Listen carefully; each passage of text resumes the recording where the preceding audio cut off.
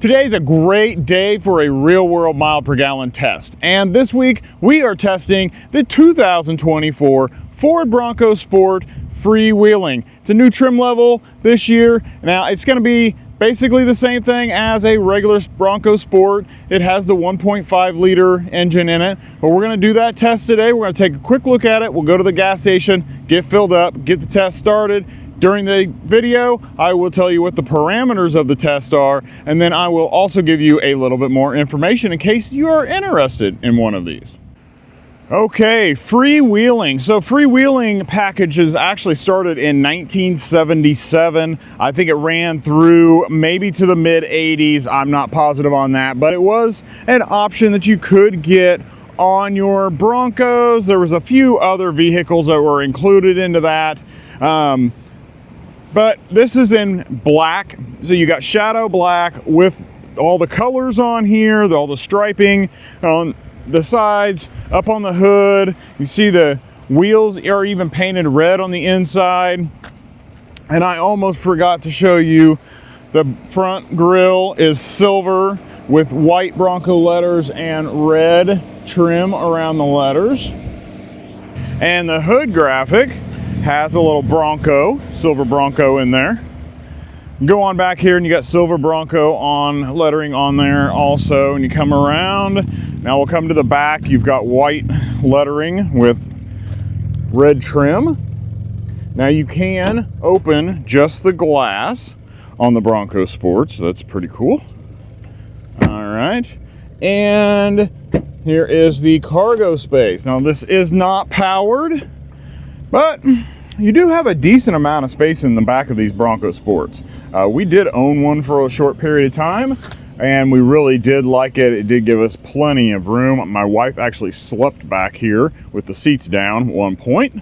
Now the interior is something that they also added to this freewheeling. So you do have the colored stitching all the way around in here, and then on the backs of the seats, they are the same way. You've kind of got that red through yellow on there, and then the doors have red trim around them. The front seats have red stitching around the outsides of them. Back here you do have some vents and some charging ports down there. You see there's the red on the door, and then up front, very similar. And this is another thing that I think is a nice touch. They did silver handles. All right, so now we've got the red trim around here. Seats are the same way. This one does come with powered seats with lumbar. These are just fabric seats, and you can see that there is not a whole lot of bolstering in these, so they are relatively flat. These are a little better up here, but still not enough to really hold you in place if you do some off-roading.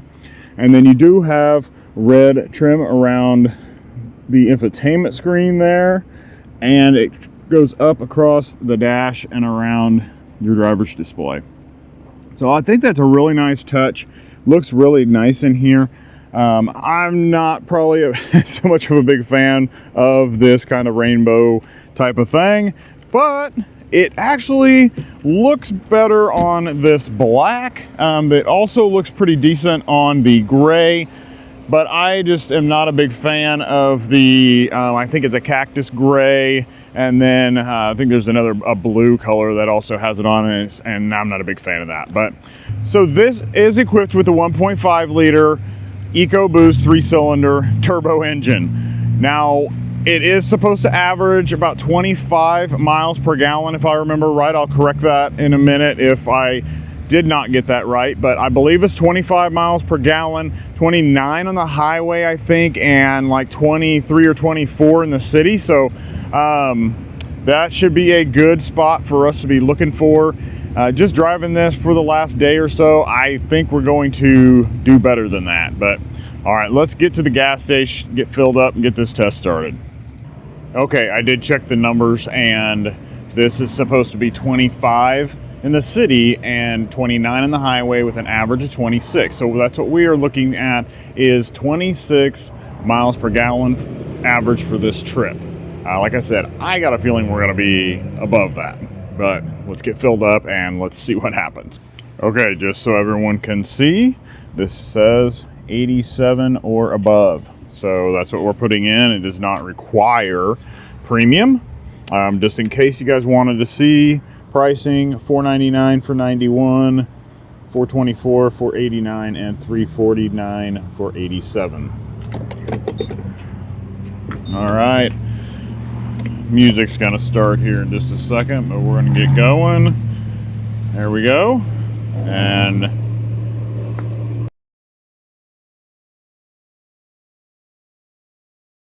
okay, we got filled up. A little over 3 gallons. I actually drove this for 2 days, so that's really good. Let's get in and reset everything and get the test started. We're going to be looking at that center portion right there, and we're going to reset that. We hold, reset everything. Everything's reset. So we got 0, clear, no miles. We got 385 to empty. Wow. Okay, let's get started. We're going to head to our first town and make a loop through that town, and then I'll update you about the parameters of the test. We are entering our first town. So far, we are at 4.1 miles, 25.6 miles per gallon. And so we are above where we are supposed to be right now. And I'm going to update you again after we make the loop through the town and head back out on the highway. All right, we made our loop through town. We are back out on the highway. So now we are looking at 7.8 miles driven and 25 miles per gallon, right on the nose. So far it's doing great. Now I'm going to give you guys the parameters of the test on our way to the next town. So make sure you stay for that. And a little bit later, we're going to give you some more information about this Bronco Sport Free Wheeling. If you haven't been on this drive with me before, I'm going to update you about the parameters of this test. If you know the parameters and you see these videos all the time, go ahead and skip forward. Don't skip forward too far, or you're going to miss all the information about this Bronco Sport Free Wheeling. So, first thing we do is we go to the gas station and get filled up, just like you saw us do. The next thing we do is we're going to drive 100 miles. So we're going to drive 100 miles, 50 miles in one direction, turn around, drive 50 miles back in the exact opposite direction. We're going to drive through 2 towns on the way there, same 2 towns on the way back. In those 2 towns, we're going to make loops through those towns. So we hit stoplights, stop signs, we had a little bit of traffic, stuff like that. So you get a little bit of mix of some city driving.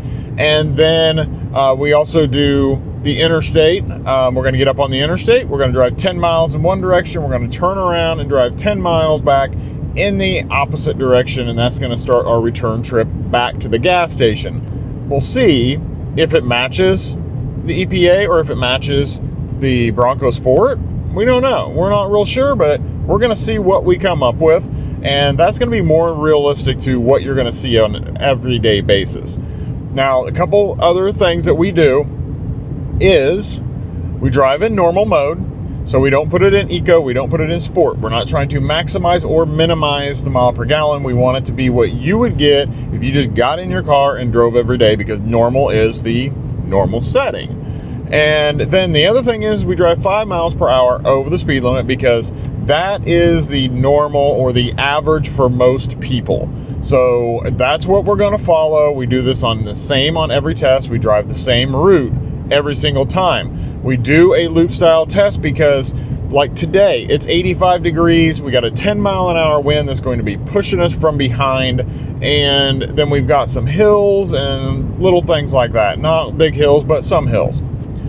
And we do that in reverse order so that we negate all of that, because we want to have a good baseline for every single vehicle we drive, because we drive the same route every time. And if we just drive in one direction for 100 miles, then your wind, your terrain, and everything is going to affect all of those results. And they're going to be different for every single car. So we want to have a good baseline. So that's the end of it, I believe. No. And we also keep it between 68 and 72 on our heat or air conditioning. The reason there's a 4-degree gap in there is because every car is different. Sometimes I've had to have it on 72 because I was cold in here, and other times I have to have it on 68 because I am way too hot. So it all depends on the vehicle. So we have a range between 68 and 72, but it will not go above that or below that. We're heading to our next town, and I'm going to update you as we enter that town before we make our loop. We're entering our second town. And so far, we are 28.3 miles and 33.2 miles per gallon. So there you are. We are about 7 miles per gallon over what we should be. But we're going to make a loop through this town, and we're going to have some stoplights and some stop signs. And as you can see, we've got some traffic going on also. So that should come down a bit before we get up onto the interstate, but I will update you after we make the loop. All right, we completed our loop through town, and we're getting ready to get up onto the interstate. So right now we're 35.4 miles, 32.7 miles per gallon. It did go down just a little bit during that drive, but not too much, and it's starting to go back up. So right now we're going to get up here on the interstate. And when we get to the top, I will accelerate, and you guys can hear this engine or exhaust. As you know, this is a 3-cylinder engine, so they don't always sound the best. But when you're driving, it's fine. You don't notice it. It's just when you accelerate where it gets a little loud. So here we go.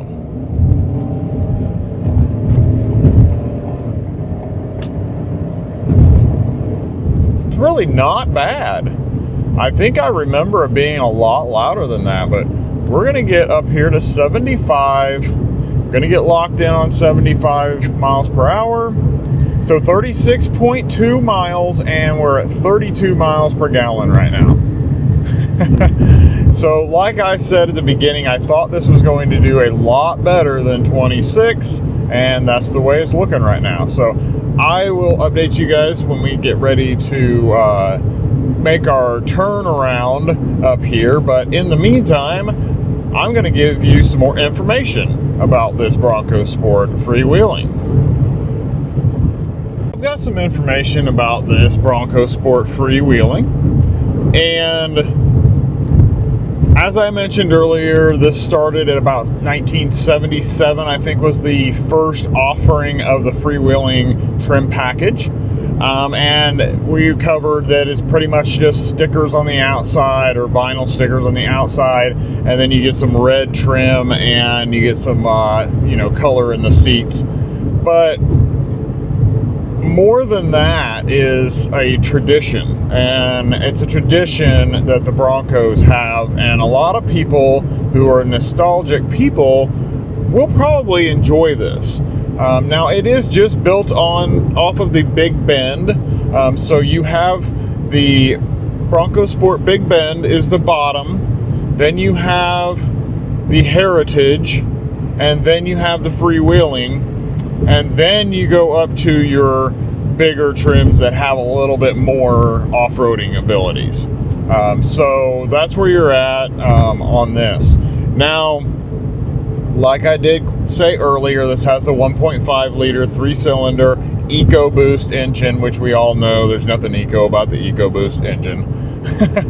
Now this does have 181 horsepower, 190, I believe, 190 foot-pounds or pound-feet of torque. So it doesn't sound like a lot, but it is enough to get this thing going. Now the acceleration on it is not amazing.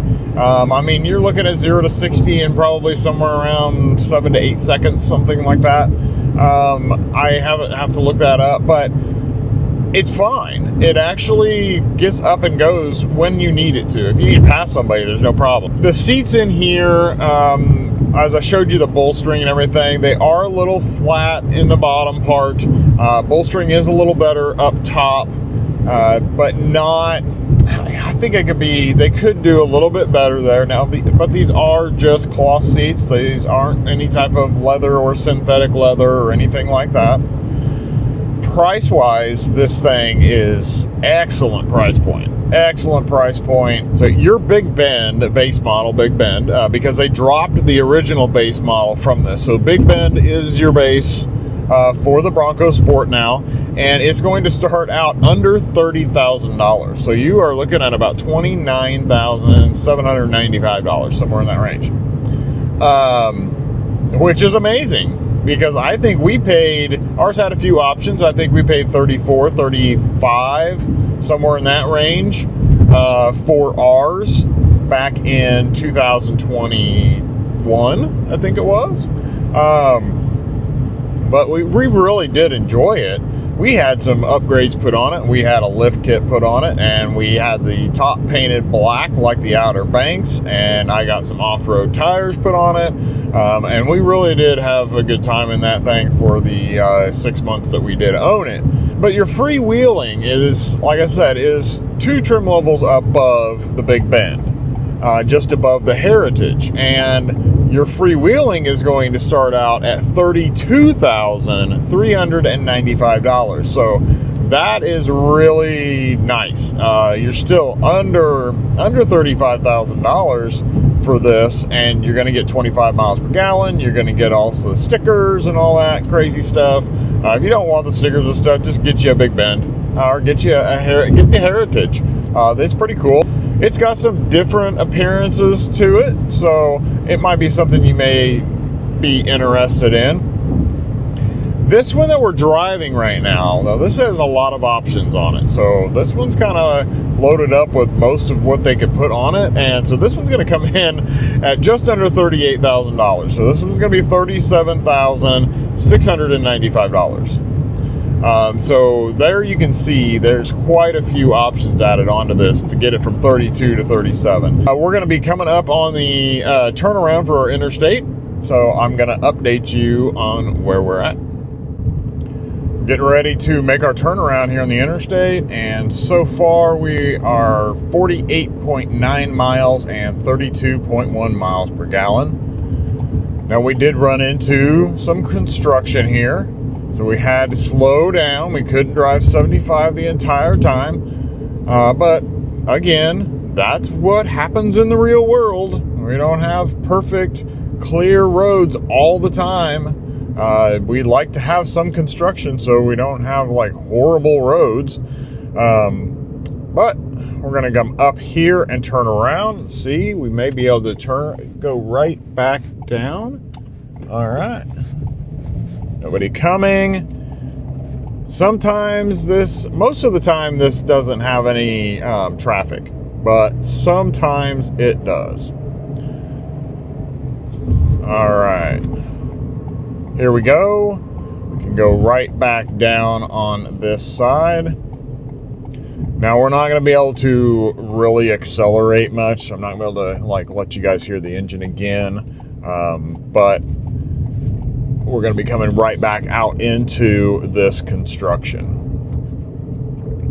So instead, I am just going to skip right to where we get off of the interstate. So I will update you right before that happens. Getting ready to get off the interstate now.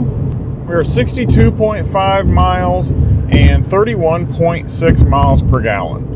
So we have dropped a little bit here on the interstate. On this part of the trip, we are going to be going in the reverse order. So we are going to be going into the wind. So we will have a headwind on this part of about 10 miles per hour. Nothing crazy, but it's enough of it that it could pull our numbers down a little bit. Plus, we are getting ready to make a loop back through this town again. And I will update you once we complete that loop and head back out onto the highway. We made our loop through town and we are back out onto the highway. So what we are looking at is 70.6 miles so far, 30.6 miles per gallon, and now we are driving back into that wind. So there's a good chance we may lose a little bit on our numbers here, but that's okay because we are way above where we're supposed to be. So I will update you when we get to our next town. Okay, we are entering our last town, and right now we are 91.1 miles and 31.7 miles per gallon. So we are still way up there over what we were supposed to be averaging of 26. We're going to make a loop through this town and then head back to the gas station. I will update you after that loop. We made the loop through town and we're back on the highway headed to the gas station. So at this moment, we have 95 miles driven, 31.3 miles per gallon. So that is well above what we were supposed to average at 26. So, all right, we'll see what happens when we get back here, see what the real calculations are going to be. I don't know. Is this going to be right? Are we going to line up with this? Are we going to line up with the EPA? Are we going to be somewhere in the middle? We'll find out soon. All right. We are at the gas station now, and we got the same pump that we had earlier. So right now, 100.3 miles, 31.3 miles per gallon. All right, let's get this filled up and let's run some numbers. All right, it's awful bright and sunny, and I could show you, but there are boats going everywhere. So everybody's getting ready to go on the lake. It's Friday afternoon. I'm gonna hit the lake for the weekend, so we're gonna get filled up and get out of their way. Same as before. 87 plus, so we're putting 87 in. That we do not put premium in unless it states it requires premium. Okay, we're going to get started before the music starts going. All right, here we go.